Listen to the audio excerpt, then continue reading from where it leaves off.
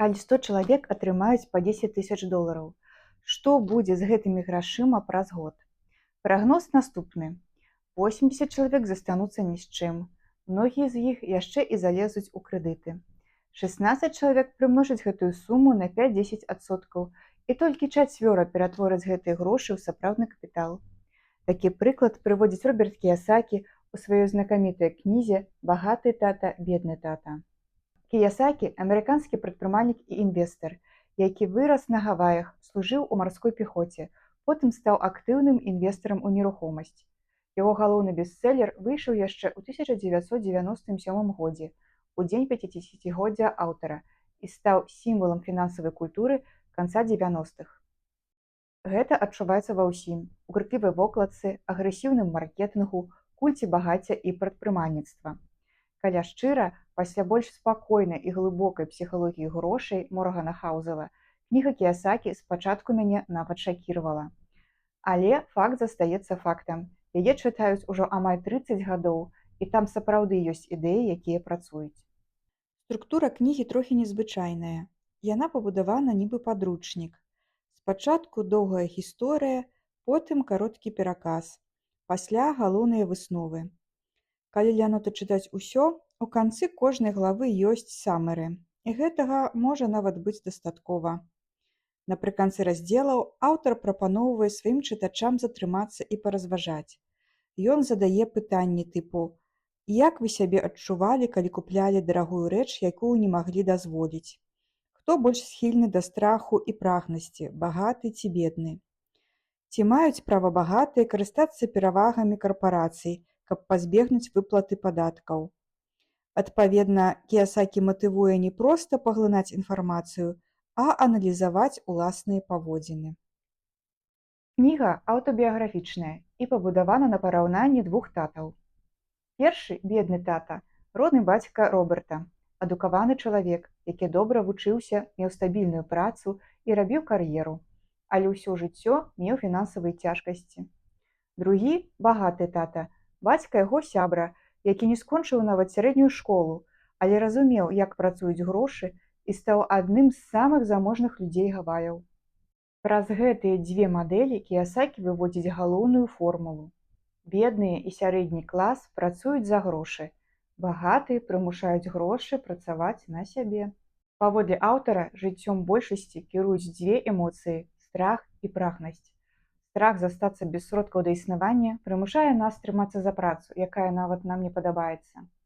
А калі мы нарэшце атрымліваем грошы, уключаецца прагнасць, хочацца адразу ўсё патраціць на новыя статусныя рэчы. І большасць людзей трапляе ў замкнёнае кола. Зарабіў, заплаціў падаткі, аддаў крэдыты, купіў непатрэбнае, зноў пайшоў на працу. Калі даходы растуць, выдаткі растуць яшчэ хутчэй, а вольнасці не прыбывае. Кіясакі называе гэта падсучынымі гонкамі. Чаму так? Кіясакі сцвярджае, што праблема паходзіць з-за недастатковай адукацыі. Школа выхоўвае з нас добрых работнікаў, якія працуюць на дабрабыт карпарацыі і прадпрымальнікаў, між тым самі сябе не забяспечваюць. Нас вучаць матэматыцы, гісторыі, мовам, затое нас не вучаць, як плаціць падаткі, як пазбягаць даўгоў, як інвеставаць і кіраваць грашыма. Школы вучаць нас бясконца баяцца памылак, бо за іх караюць дрэннымі адзнакамі. Але ў рэальным жыцці памылкі – гэта найкаштоўнейшы інструмент для прыняцця карэктных рашэнняў. І тут я пагаджаюся. Нам казалі: добра вучыся і будзеш шмат зарабляць. Але ва ўсіх нас ёсць знаёмыя з чырвонымі дыпломамі, якія ледзь зводзяць канцы з канцамі. У багатай меншасці жыццё іншае. Яны здольныя разарваць гэтае кола. Цікава, як Кіясакі вызначае багацце. Багацце – гэта магчымасць чалавека пражыць пэўную колькасць дзён без крыніцы даходу. Задайце сябе пытанне: калі я заўтра кіну працу, колькі я змагу праіснаваць на свае рэсурсы? Чым больш дзён у запасе, тым вы багацейшыя.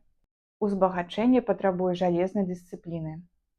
Аўтар кажа проста: калі вы не можаце кантраляваць сябе, нават не спрабуйце стаць багатым. Пасля ўключэння эмоцый фінансавы інтэлект імгненна упадзе да нуля. Як жа багатыя становяцца багатымі? Заможныя людзі навучаныя набываць актывы. У супрацьлегласць бедныя і сярэдні клас набываюць пасівы, якія яны, аднак, лічаць актывамі. Для тлумачэння сваёй ідэі Кіясакі карыстаецца бухгалтарскімі тэрмінамі, але ў трохі спрошчанай інтэрпрэтацыі.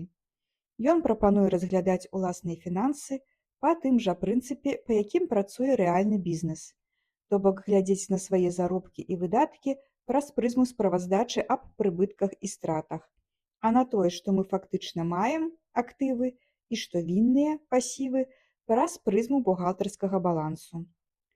У бедных грашовы паток вельмі кароткі і просты. Усё, што яны зарабляюць, адразу ж ідзе на падтрыманне штодзённага жыцця. Заробак пакрывае толькі самыя неабходныя выдаткі.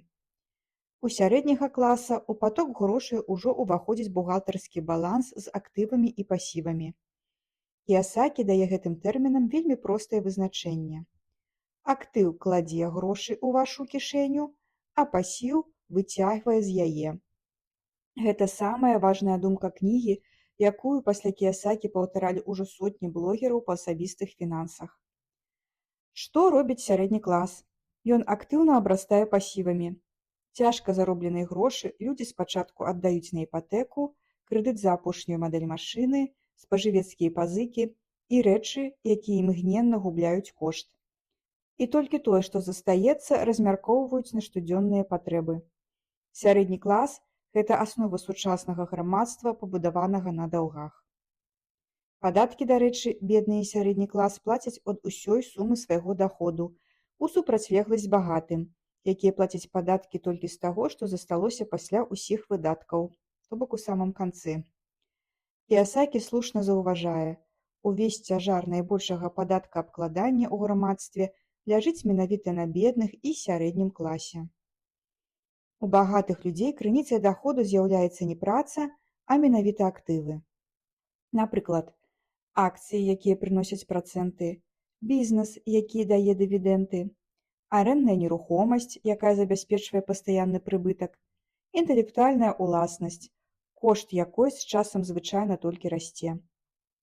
Тут ужо выразна відаць, як актыў кладзе грошы ў кішэню. А вось кватэра з вялізнай іпатэкай – гэта тыповы пасіў, хоць многія памылкова лічаць яе актывам. Пакуль вы жывяце ў ёй, яна не прыносіць ніякага даходу. Наадварот, акрамя крэдыту, вы плаціце за яе камуналку і выдаяце на рамонт. Актывам такая кватэра стане толькі тады, калі пачне прыносіць грошы. Напрыклад, калі вы здасце яе ў арэнду. Ідэя простая. Калі хочаце быць фінансава незалежным, павялічвайце колькасць актываў. Адкладаць грошы на набыццё актываў трэба не па рэшткавым прынцыпе, а найперш. Толькі праз назапашванне актываў з'яўляецца рэальны шанец на багацце. На маю думку, шмат у чым Кіясакі захрас у 90-х. Па-першае, ён занадта рамантызуе рызыку і нібы сароміць людзей за асцярожнасць. Ён упэўнены, што галодныя навыкі – гэта продаж і агрэсіўны маркетынг. Сёння такі напорысты стыль выглядае таксічным.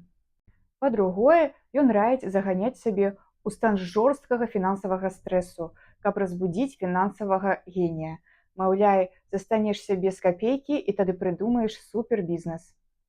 На практыцы фінансавы ціск для некаторых людзей разбуральны, а такі падыход можа лёгка абярнуцца трывожнасцю і выпальваннем. Па-трэцяе, яго стаўленне да ашчаджэнняў. Кіясакі сцвярджае, што збіраць грошы – гэта рэлігія для бедных. Вось і светныя банкі ўсё роўна надрукуюць яшчэ больш валюты і знізяць стаўкі, рахуючы багатых за кошт сярэдняга класа. Часткова гэта праўда, але зберажэнні проста не павінны ляжаць пад падушкай, іх трэба інвеставаць. Аднак у кнізе ёсць высновы, якія я б сапраўды забрала сабе. Першае. Наймагутнейшы рэсурс, які ў нас ёсць, гэта наш розум. Інвеставаць трэба найперш у сваю адукацыю і мысленне.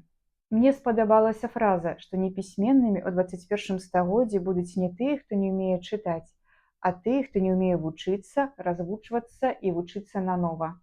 Вельмі актуальна, улічваючы сучасны тэмп змен у свеце. Другое. Працуйце дзеля развіцця сваіх навыкаў, а не толькі дзеля зарплаты. Прафесіяналізм зробіць вас багатымі шмат хутчэй, чым скарачэнне выдаткаў. Трэцяе. Адна зарплата – гэта зона рызыкі. Да таго ж, яе ніколі не будзе дастаткова для заможнага жыцця.